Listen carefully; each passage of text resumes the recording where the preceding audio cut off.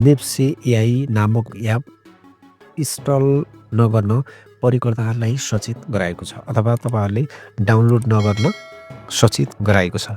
Cyber सुरक्षा विशेषज्ञका अनुसार यो एप मार्फत हालसम्म रु 80 करोडभन्दा बढी रकम चोरी भएको छ।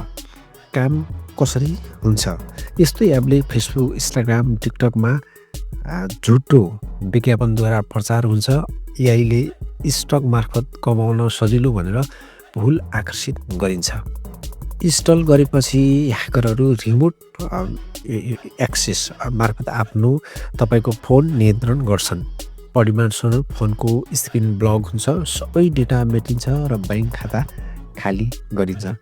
उदाहरणहरू समाचारहरूमा नाम नखुलाइ पनि जोन डोई नामक व्यक्तिको भिडियोमा रु 2.86 लाख एकैपटक खातामा चोरी भएको बताइएको छ र साइबर विशेषज्ञका अनुसार पनि अरू घटनाहरूमा लाखौँ रकम खाताबाट ह्याक भयो, मोबाइल र ल्यापटपबाट डेटा मेटियो।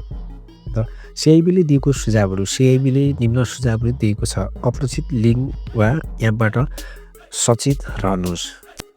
दोस्रो चरण अथवा प्रमाणीकरण 2FA भन्छ, 2 स्टेप भेरिफिकेसन SMS मार्फत राख्नुहोस् अथवा 2 स्टेप भेरिफिकेसन गर्नुहोस् र इमेलबाट सुरक्षित हुन्छ। र रिभ्यू अथवा जस्ता रिमोट एक्सेस प्रयोग नगर्नुहोस्।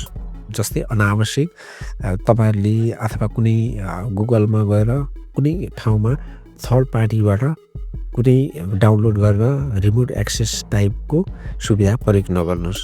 जस्तै VPNहरू भयो अथवा RDPहरू तपाईँहरूले सही पहिचान गरेर त्यो एक्सेसहरू अथवा रिमोट एक्सेसहरू एप मात्र आधिकारिक स्टोर गुगल प्ले एप स्टोरबाट मात्र डाउनलोड गर्नुहोस्। मैले सुरुमा पनि भनिहालेँ, कुनै पनि समस्या लाग्यो भने तुरन्त ब्याङ्क वा साइबर ब्युरोलाई सम्पर्क गर्नुहोस्।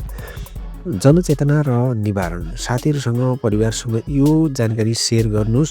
धेरै मानिसहरू यस फ्रड अथवा यस्ता खालका बारेमा अनभिज्ञ छन्। आफैलाई मात्र होइन, आफ्नो वरिपरिका मानिसलाई पनि सचेत गराउनु जरुरी छ। सुरक्षा उपायहरू म तपाईँहरूलाई यहाँनिर भन्दैछु। जस्तै सुरक्षा उपाय 2FA SMS इमेलभन्दा धेरै सुरक्षित। पासवर्ड बदल्नु, जस्तै रियुज नगर्नुहोस्। त्यही पासवर्डलाई तपाईँहरूले पटक फेरि नदोहोऱ्याउनुहोस्। जस्तै एन्टिभाइरस नियमित अपडेट गर्नुहोस्। एप स्टोरबाट मात्र डाउनलोड गर्नुहोस् भनेको प्ले स्टोरबाट मात्रै डाउनलोड गर्न सुरक्षित र विश्वसनीय स्रोत। रिमोट एक्सेस नगर्नुहोस्। फोन नियन्त्रण नदिनुहोस्। मैले भन्न खोजेको तपाईँहरूले कुनै पनि रिमोट एक्सेस तपाईँहरूले कसैलाई पनि दिन हुँदैन। ब्याङ्क स्टेटमेन्ट तपाईँहरूले सधैँ निगरानी गर्नुहोस्।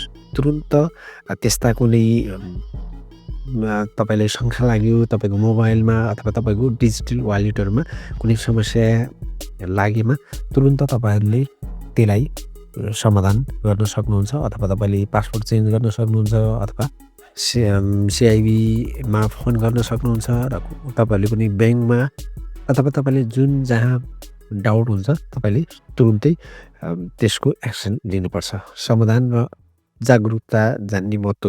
मोबाइल र ब्याङ्क सुरक्षा केवल व्यक्तिगत जिम्मेवारी मात्र होइन, एक सामाजिक जिम्मेवारी पनि हो।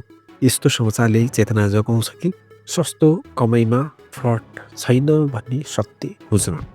र नेप्से AI एप अत्यन्तै खतरनाक साबित भएको छ। यो अकाउन्ट खाली गराउने फ्रड हो। कृपया यस्तो एपहरू डाउनलोड नगर्नुहोस्, सावधान हुनुहोस् र सुरक्षित रहनुहोस्। यदि यो जानकारी उपयोगी लाग्यो भने लाइक, सेयर र कमेन्ट गर्न नबिर्सिनुहोस्।